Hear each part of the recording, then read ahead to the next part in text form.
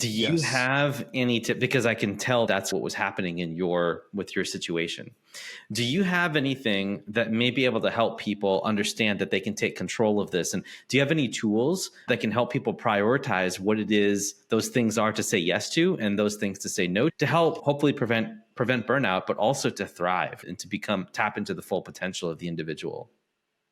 Yeah, absolutely. I've got two. I've got one that's just personal that I don't know if I've shared with anyone, and another that's professional.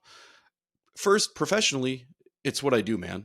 So you mentioned before I created the STARS method. That's my work from the past 18 years of doing performance psychology. So it's 11 different psychological theories. And what we do is we look at your current identities. We look at how you created those identities, who is important in your life, and the big events that help shape you.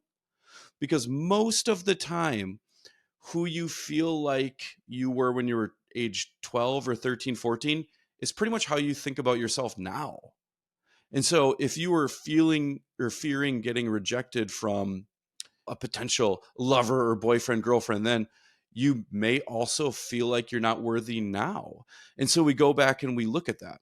And then we go into the future in terms of what do you want to do before your head hits the pillow for the last time? What's your legacy going to be?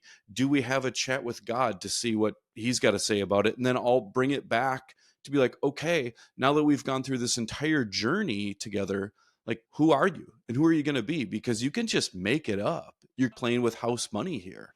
And so that's what I do professionally for people, is to really dissect like how you're made out of, or what you're made out of, what kind of core beliefs are there. And then we look to see, I'll keep this one, but I'll let go of that one.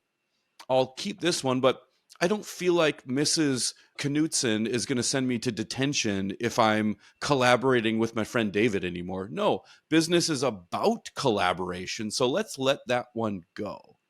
So that's what I do professionally. Personally, though, this is something that my wife and I started doing during the pandemic. We get together maybe every 3 or 4 months and we write down all the things that are happening in our lives.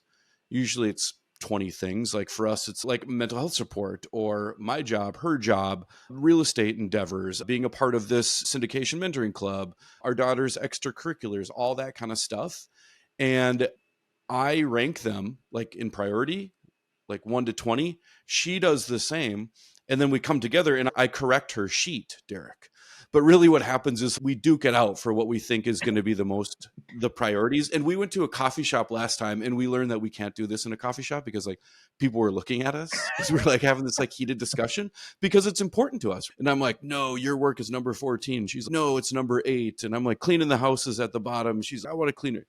So all that kind of stuff. And then what we do is we make choices based off those priorities. And what we found is it makes it way easier to say no to stuff.